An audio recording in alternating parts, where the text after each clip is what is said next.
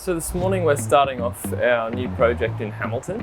Met the owners here on site, and it's always a mix of emotions, excitement to get started, but also exhaustion, packing up, removing. It's exciting for us, exciting for the owner. So let's go for a walk through and I'll show you what's happening. So on the upper level, we've got the master bedroom, kitchen, living area, piano room. Quite a nice old Queenslander, really high ceilings. So we don't want to open the spaces right up, but the whole idea is trying to open up this back deck area and bring the city views in as much as possible.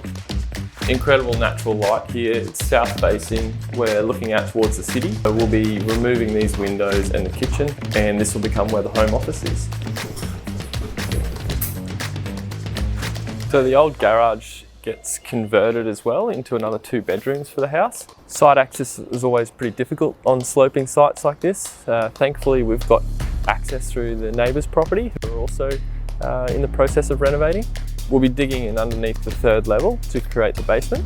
We've got gym, another bedroom, bathroom, and a multi-purpose living area. So perfect for the young family. The boys can play down here on the pool area.